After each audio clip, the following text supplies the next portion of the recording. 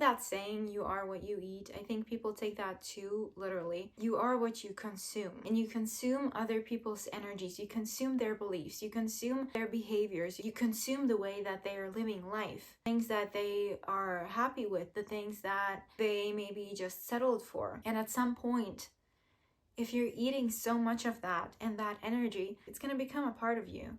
And that is very dangerous if you don't see yourself as one of the people that you are spending time with.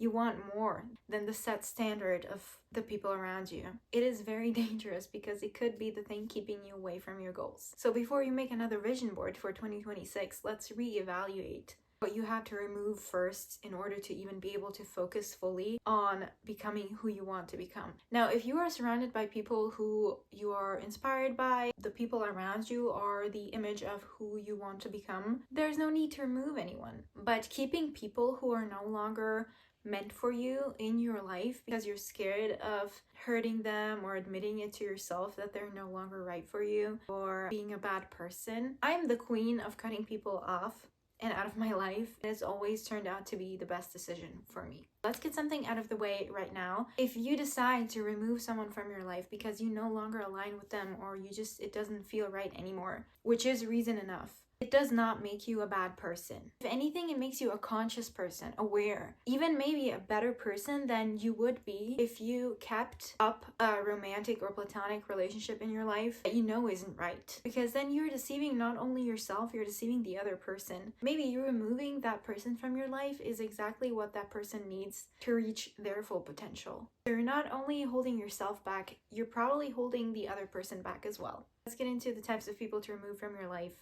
before you do anything else. Number one is people who make you feel like you're crazy when you talk about what you want, when you talk about what you want to work on. What I mean by this is people who are so far away from having worked on themselves and their beliefs and their perception of themselves and the world. They are so far away from believing that more is possible that they cannot even help their reactions when you talk about, I don't know, wanting to achieve something that is out of their realm of possibility. They cannot contain themselves. They don't think it's wrong in any way to speak down on you for what you want, to tell you that it's not possible, that it's not realistic, to laugh at you. It's different if someone is at least aware enough to say, okay, you know what? I do not think that is possible, but I'm not gonna go out and say that to this person because I don't know if that's possible for this person. I could be wrong. That person could get there if they want to. That is something different. But if it's someone that just you're not even seeing the same world, it's time to let them go. Because they're not gonna get you any further unless you want to become like that person, unless that person is some sort of inspiration for you. It is time to say goodbye. And sometimes this doesn't have to be physically. Like, for example, family members that you see and that you love, that is okay. You can energetically cut them off. Don't open yourself up anymore. Don't speak about anything personal. Don't speak about the things that you want, the things that you feel. It's kind of this audacity. Let's say you want to become very healthy and lose weight. And then you have people around you who are overweight, who don't watch what they're eating, who eat McDonald's every week, trying to tell you how to become healthy, how to lose weight. They are so imprisoned in their own reality that they don't even see that they're not fit, they're not healthy. They've never questioned that. Second type of person to remove from your life is anyone that is trying to hold you back from working on yourself, from evolving, by saying things like, oh, you don't need to change. You're perfect. You don't need to change. They're not saying that to make you feel better. They're saying that to make themselves feel better because they feel uncomfortable with you doing something to change or improve something about your life while they are staying the same. It's gonna make them uncomfortable. They feel threatened by that. So they want you to stay in your comfort zone because that's how they feel comfortable. Of course, if it's like your mom, she's always gonna say you're perfect because moms are like that. You are perfect to them. But if it's friends or even a romantic partner and they can see that you are unhappy with where you are now and they're still saying, no, you don't have to change. You're perfect. Just be happy with that. Probably the case that they feel threatened because then they're like, oh, I feel uncomfortable because I'm not doing anything to change the things that I'm unhappy about except for complaining. but she has stopped complaining and she's trying to change something. The third type of person to remove from your life energetically is anyone who keeps disrespecting your boundaries. When you first start setting boundaries with people who have been around you for a while or your whole life, it's gonna throw them off. It's gonna take a while for them to get used to that. That is okay. It's okay. You give them the time, they start respecting your boundaries, it's fine. But if they keep disrespecting your boundaries, they're not trying to understand where you're coming from. They do not respect you. If they don't respect your boundaries, they don't respect you. Why would you want someone in your life that doesn't respect you? You're trying to do something good for yourself, and that person is not wanting to help you in that way or respect you in that way, then that person does not wish you well if it comes at their cost. And I'm not saying it comes at their cost, but that is how those types of people think. And a lot of people, family members, I think, especially, will try to make you feel bad for setting boundaries. Do not budge. Do not budge, because this is the real test. It's not saying, I'm not going to tolerate this. It is not budging when you're being tested, when someone's making you feel bad for it or trying to push you even more. That's when you actually set the boundary. You show that that's just not something you're going to tolerate. It's not just saying it. Think about your goal of who you want to be, the ideal version of you, the one who has everything you've ever dreamed of. Would she have people like that around her? Would that end goal version of you tolerate that? If not, then it's already time to start preparing for that version of yourself by setting the boundaries right now. And I guess going along with that is people who disrespect you. Disrespect doesn't just show through disrespecting your boundaries. It can come in all sorts of ways. Not keeping their promises. I think when you're in a relationship, it's kind of easier to understand when you're being disrespected. But in friendships, it's not such a clearly visible line. If you have a friend that is talking over you, that is acting completely normal when they're with you, but then when there's other people around, they stop acting that way and they start kind of talking down on you to be funny to the other people, that is blatant disrespect. Let go of people who you have to shrink yourself for and dim your light for in order to keep the harmony in the friendship or the relationship. This is very common in female friendships, I think. It's not just that person's fault, it's your fault for dimming your light in the first place to make someone feel more comfortable. You'll see if you stop doing that, the friendship won't be harmonious anymore. I made a TikTok the other day talking about the friendship dynamic between Sookie and Lorelai in Gilmore Girls, and you can clearly see this dynamic of Sookie almost always having to make herself appear silly and almost a little bit dumb, and going out of her way to be funny in a stupid way to make Lorelai happy, make sure she's entertained, that she's content, that the harmony is kept up. Almost every single time Sookie sets a boundary, which doesn't happen often, the harmony between them is no longer intact. It's almost like this mother-daughter relationship where Sookie is like silly and immature and Lorelai is having to mother her, but Lorelai enjoys that dynamic because it makes her feel mature, it makes her feel desirable, it gives her the confirmation that she needs because Sookie is no threat to her. Lorelai felt comfortable giving away Sookie's concert tickets to Rory's friends without asking her. That shows the dynamic. Sookie would never in her life dare to do that to Lorelai. It doesn't mean that Lorelai is a bad person. She's a decent person. That's why she still respected Sookie.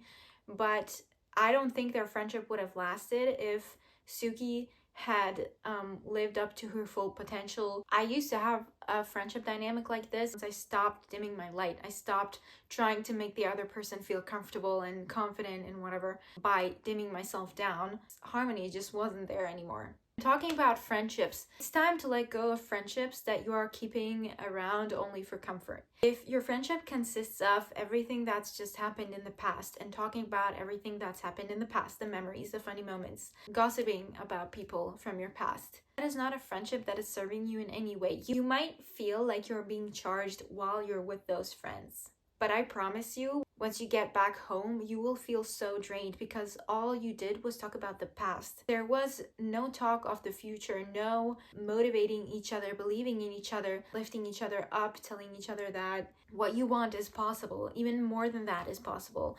If you meet up with a friend and you don't leave being so charged, so full of energy, thinking, oh my gosh, I have all of these new ideas and I feel so motivated. I see that even more is possible for me.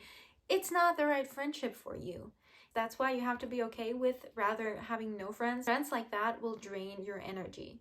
Energy vampires are a real thing, and sometimes it feels like you're having fun and it feels right in the moment, but after that, your intuition, your body, especially as a woman, you will feel that something's off. You will know that something's off. Stop being friends with people out of habit. It may sound selfish, but when you think about it, if it's not an investment in your life, in your goals, and who you want to become, and if it's not the same for the other person, then you're not really serving each other in any way. You know that saying, people come into your life for a season, a reason, or a lifetime? You have to be able to see and listen to your intuition, because your intuition is going to tell you that there is something that is not right.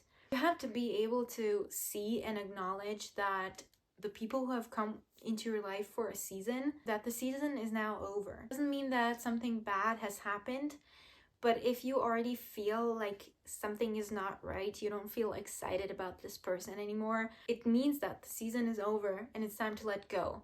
Let's talk a little bit about how you can recognize when it's time to let go of a certain relationship and how you can do this in the most respectful way. Because I have ended my fair share of friendships in the past couple of years. There's been times where I was proud of the way that I did it, and there's been times where I was like, I should have done that differently. So let's talk about that a little bit. If you get a heavy feeling in your stomach when you think about this person or spending time with this person, that is such a clear sign that they're not right for you anymore. And I'm talking about any kind of person, family member, friendship, relationship, situationship. If you get a heavy feeling in your chest, let it go. You will feel so much lighter. You'll feel the heaviness fall off as soon as you cut that person off. Because that heaviness is gonna keep you away from having laser focus on who you want to become, the life that you want to create. If you feel drained after being with this person, that is also a clear sign. The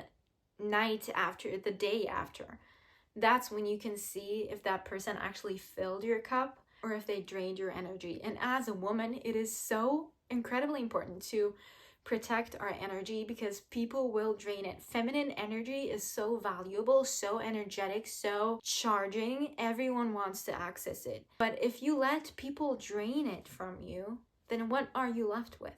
If you feel scared almost of this person's reaction to something that you have accomplished lately and you want to tell them, but you're scared of their reaction, that's also not a good sign. And now here's how you can do this in a very respectful way. I am not saying that the other person, the other party, will see it as respectful, but that's okay as long as you act in both of your best interests and you act like the best version of yourself. You give them grace, you are being kind, you're being honest, you're being genuine, then you know you did it in the best way you could, and what that person will think is no longer any of your business. And do not make this mistake. If you have been having this gut feeling for a while, sometimes it's years, do not wait any longer, because I did this once. I had this gut feeling about a friendship and I was almost feeling like I was drowning, and I had this feeling like, okay, I just hope that this friendship, that we just go our separate ways at some point soon. It will just happen by itself. It did not happen by itself. I kept waiting and waiting and waiting, and I knew it wasn't right anymore. And I waited so long. I felt so enclosed that I just could not wait any longer. I just wanted to break out. I just wanted to be able to breathe again. I did it in a way that I wouldn't do it again that way. I ended a friendship quite suddenly without any kind of explanation, and I would do it differently today. I do understand though how it came to that, so do not wait, especially if it's a relationship that you've had for a long time, or if it's a family member or something. Do not wait, because you will get to that point where you won't care anymore about being respectful and about acting from the best version of yourself, and you'll just do it in a way that when you look back on it, you'll be like, I could have done that better. So I learned from that, and the next time I ended a friendship, it was actually on New Year's, because I was like, it just doesn't feel right going into the new year with this thing. It's been on my heart for a while. I think it's just time to let it go. I sent this long message to the two friends that I was ending a friendship with. Hi guys, this is how I'm feeling. This is why. These things are some of the things that I just can't get over and don't want to get over. I felt they were disrespectful and I can't go back to the friendship that we had. It doesn't feel right anymore. I will keep this friendship an amazing memory, and I would rather end it now while everything is still good, rather than wait until I feel so sick of this that I just don't act the way that I would want to. Thank you for everything. It's been such an amazing time. I wish you all the best for the future, and that's the best way you can go about it. You can also meet up in person, but you have to be aware of the fact that the other person will probably try to make you feel like what you are feeling is in your head, that it's not like that it's not true. If you do not have the energy needed to just be like, okay, I've listened to you, but this is just my decision and I'm not gonna go back on that, I would suggest just sending them a message, because you did explain everything and there is no reason to talk any longer. I like to think about it like kind of a train ride. Sometimes you have this end goal in mind and you enter a train and someone else enters that train and you're riding together for a while.